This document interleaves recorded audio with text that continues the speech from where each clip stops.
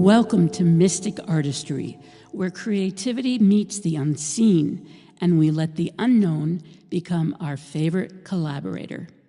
I'm Susan, your host and companion on this journey.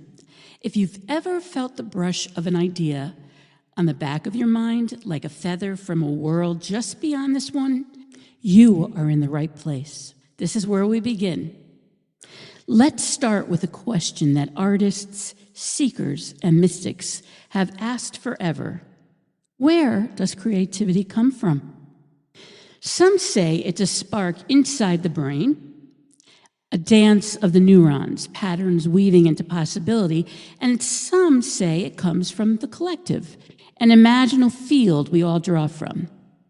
Some say it's a visitation, a muse, a whisper, an ancestor, or a dream. Maybe it's all of these at once. I like to imagine creativity as a river that runs beneath ordinary fire. It moves through memory and myth, the body and the breath, childhood wonder, and future longing. It carries archetypes, colors, phrases, rhythms, and symbols. Sometimes it floods us with ideas. Sometimes it recedes, asking us to walk the riverbed and just listen. If you've been blocked, you're not broken. You may have simply lost the path to the river. And if you've been flowing, welcome. Let's learn how to meet that current with even more trust. So how do we tap into our intuition? The compass that guides us toward true creative choices? We begin by softening the edges of everyday attention. We make a little room for the unseen to be seen. I'd love to guide you through a short practice. If you're driving, just save this part for later. Otherwise, settle in. Here is a mini practice, and these are 3 doors to intuition. Door 1 is stillness. Close your eyes. Inhale for a count of 4. Hold for 2. Exhale for 6. Feel your feet. Feel your hands. Feel your heart. As the breath lengthens, imagine the ground beneath you as the underground river. You're not forcing anything. You're just listening for the current.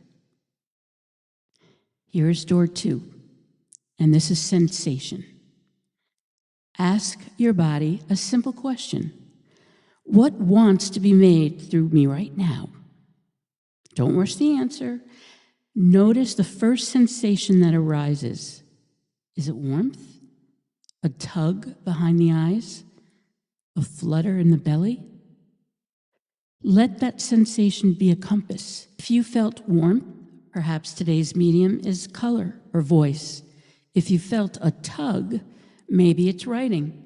If there's heaviness, maybe it's a day for silence and just receiving. Now here's door 3, symbol. Now ask, if my intuition sent me a symbol, what would it be? Trust the first image. It might be a key, a moth, a doorway, a tide. You do not need to decode it yet. Just welcome it. Draw it on a scrap of paper. Whisper it. Place it by your workspace. Now that's it. Stillness, sensation, symbol. In under 3 minutes, you've opened a channel. You're not forcing creativity. You're placing your hands on the river and feeling which way it flows. Where does creativity come from? It comes from this relationship, a living conversation between your body, your memory, your curiosity, and the mystery that moves through all things. If you want to keep this alive, here's a simple daily ritual I call the threshold. Choose a tiny threshold object, something portable that signals I'm entering the creative, like a small stone, a ribbon, a tea light. Each time you begin, touch the object. Take one long breath and ask these 3 questions. What wants to be made through me? Number 2, where do I feel it in my body? And number 3, what symbol is walking with me today? Set a 15-minute timer, make something small, a paragraph, a sketch, a melody, and end by whispering, thank you, to whatever showed up, even if it's incomplete, especially if it's incomplete. Ritual does not have to be ornate, it just has to be honest. When you breathe with your work consistently, kindly, courageously, the unseen doesn't stay unseen. It starts to move your hands. It starts to choose your colors. It starts to write your lines. And yes, sometimes it asks you to rest, to empty out, so the next breath can come. Your creativity is not a test to pass. It's a relationship to tend. There's something else I've been thinking about when it comes to creativity and the unknown, and that is sacred geometry.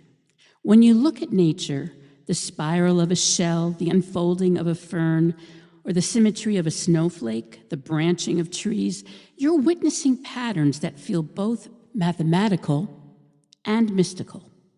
They are precise, yet they carry an energy that feels ancient and unseen. Sacred geometry reminds us that creativity isn't random, it's patterned, it's woven into the fabric of existence. The same spirals that appear in galaxies show up in the curve of a wave or the center of a sunflower. The same invisible ratios that shape the human body shape the cathedrals and constellations. What ignites creativity, I believe, is this quiet recognition that there is an order beneath the mystery, that the unknown isn't chaos, it's structure we haven't yet learned to see. Nature reflects the unseen, and when we create, when we paint, write, compose, or imagine, we're participating in those same sacred patterns. We're not inventing from nothing. We are remembering. Creativity becomes a bridge between what is visible and what is invisible, between the known and the unknowable. And maybe that's why stepping into the unknown feels both terrifying and holy at the same time. I would love to hear from you in the comments what creativity means to you. And as always, stay curious. Stay open to the unseen patterns moving quietly beneath your life. Creativity is not something you force. It is something you attune to, something that whispers before it speaks.